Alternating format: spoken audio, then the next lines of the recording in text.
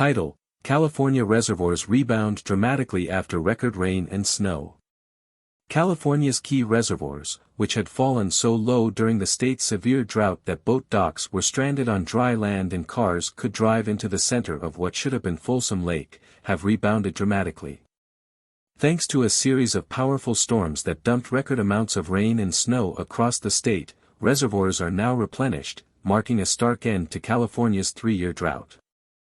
12 of California's 17 major reservoirs are now filled above their historical averages for the start of spring. Among them is Folsom Lake, which controls water flows along the American River, and Lake Oroville, the state's second-largest reservoir and home to the nation's tallest dam. This turnaround is a testament to the impact of recent weather events. "It's a stunning change in water availability in the nation's most populous state," said Carla Namath, director of the California Department of Water Resources. Late last year, nearly all of California was in drought, with extreme and exceptional levels widespread. Wells ran dry, farmers fallowed fields, and cities restricted watering grass.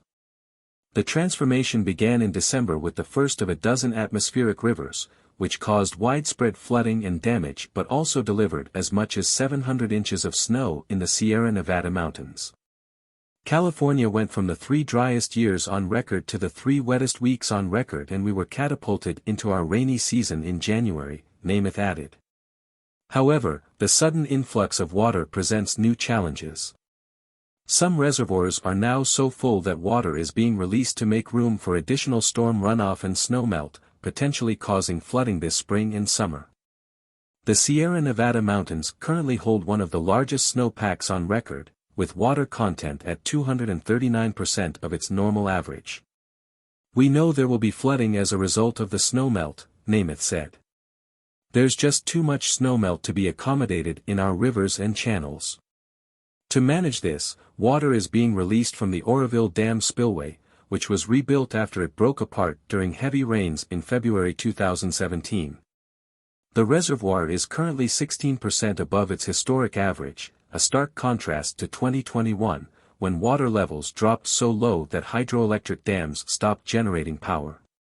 In March, Lake Oroville's water level rose to 859 feet above sea level, about 230 feet higher than its low point in 2021.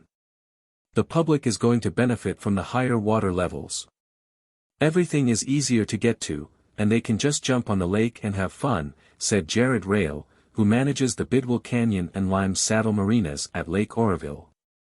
"Right now, we have tons of water, a high lake, and a bunch of snowpack. We're going to have a great year." The abundant precipitation has prompted Governor Gavin Newsom to lift some of the state's water restrictions and stop asking residents to voluntarily reduce their water use by 15%. However, Newsom has not declared the drought over, as there are still water shortages along the California-Oregon border and in parts of Southern California that rely on the struggling Colorado River. State officials caution residents against complacency, warning that the current abundance of water should not lead to wastefulness.